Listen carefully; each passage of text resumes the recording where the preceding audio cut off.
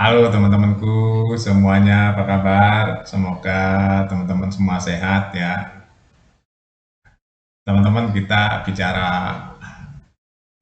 politik sebentar ya. Kita hari ini mau bicara politik. Teman-teman, kita lihat semakin hari banyak tukang nyinyir di negeri ini. Tukang nyinyir ya nggak bisa kerja, kerjaannya nyari duitnya dari nyinyir. Ada profesor, ya, profesor doktor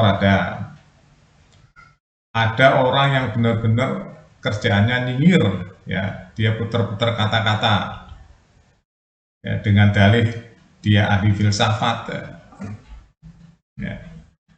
Filsafat itu sebuah ilmu, iya betul, tapi filsafat itu teman-teman nggak bisa berdiri sendiri ya isinya cuma orang ngawang-ngawang aja. Filsafat itu kan dia berpikir, ya, jadi dengan kata-katanya ngawang-ngawangnya, sementara kehidupan ini adalah nyata. Di dunia nyata itu nggak selalu harus sinkron dengan kata-kata, teman-teman.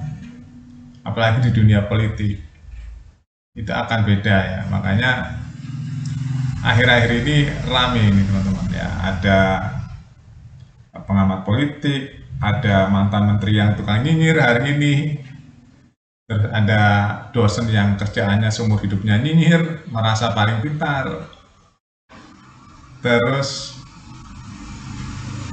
apalagi ada mantan menteri juga yang penuh dengan kebencian hatinya.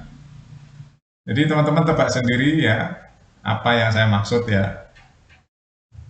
Jadi saya ngelihat orang itu nggak taunya kedewasaannya, keluasan hatinya, padahal sudah pada senior-senior, tapi hatinya penuh dengan dendam, penuh dengan kebencian, penuh dengan nyinyiran ya, dan kasar. Ya. Ternyata ada orang-orang seperti itu.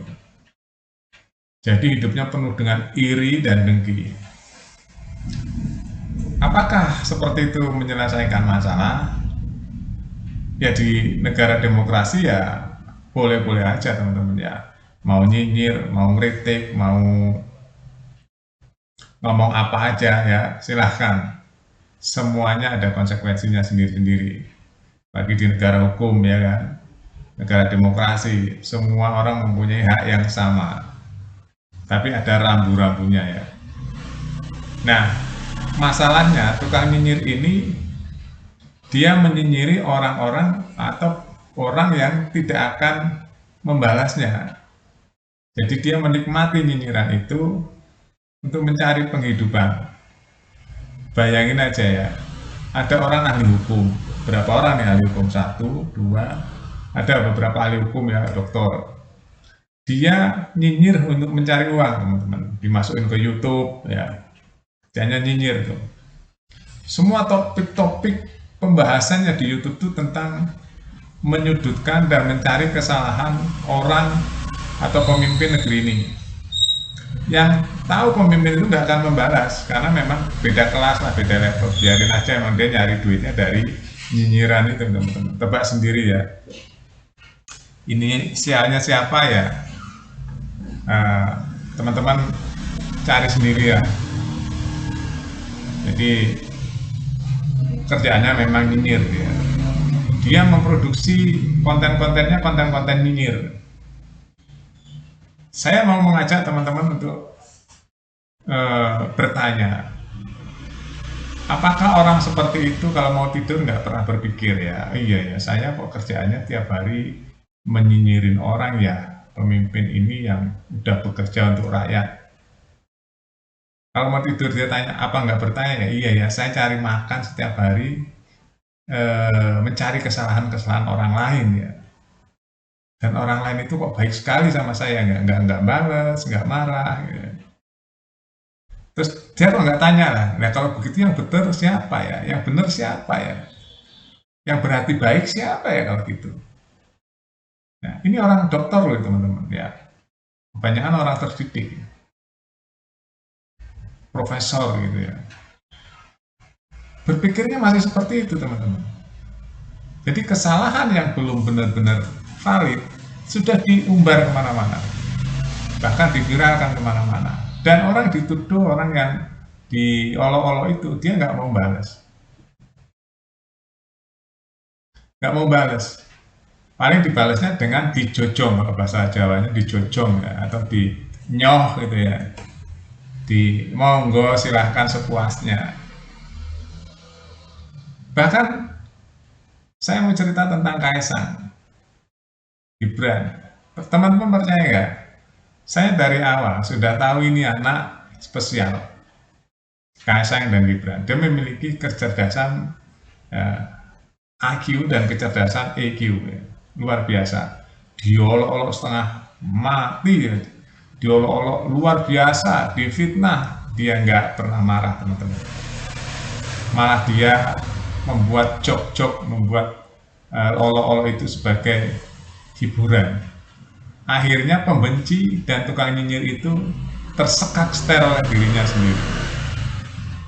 Ya, tersekat ster oleh dirinya sendiri. Bahkan dulu ada orang ngolok-ngolok Gibran dengan Samsul. Malah dia sekarang Pak, dia pakai kaos namanya Samsul. Hari ini ada yang ngolok-ngolok tentang Kaisang, tentang Mulyono. Dia pakai jaket namanya Putra Mulyono. Malu sendiri kan tukang nyinyir. Kalah cerdas kan sama anak muda yang dinyinyirin, yang diolok-olok. Padahal yang nyinyirin itu profesor doktor.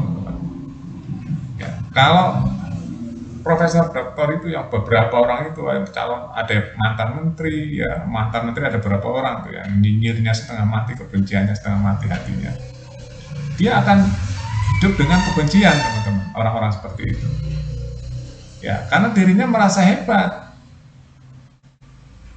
Dia merasa hebat, tapi dia tidak sadar bahwa dirinya itu dikuasai oleh nafsu.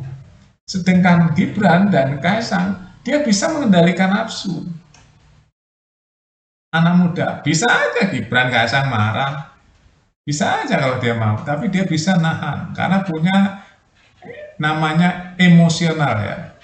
Emosional itu dia bisa tahan, tapi yang profesor doktor ini, yang tukang nyinyir yang merasa dirinya sekolah tinggi, pinter itu, dia nggak bisa nahan nafsu. Makanya dia terjebak dengan nyinyirannya kan. Sekarang dia kena kibet.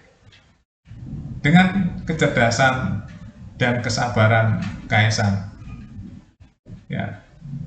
Kaisang dituduh ini, dituduh itu, tenang aja. Akhirnya dia malah pakai jaket namanya Putra Mulyono.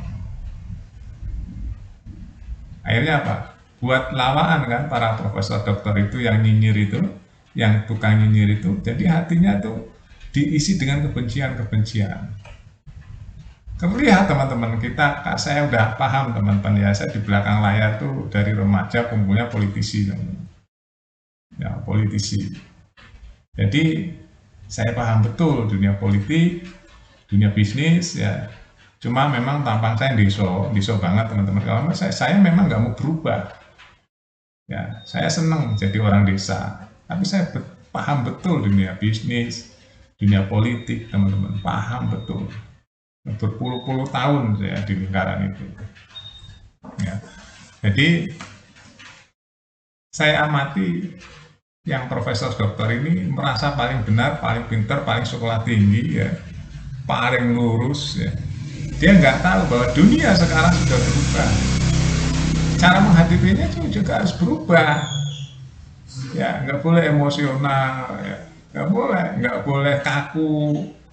Kalau kaku kita akan tertinggal, teman. Ya, pro kontra biasa ya. Saya berpendapat begini pun pasti ada yang pro, yang ada yang kontra. Yang pasti jangan hidup dengan kebencian, jangan hidup dengan kenyinyiran ya teman-teman. Jadi kita hidup itu harus fleksibel ya. Oke, itu aja teman-teman. Terima kasih ya, tetap semangat, jaga kesehatan dan selalu bersyukur. Sampai jumpa.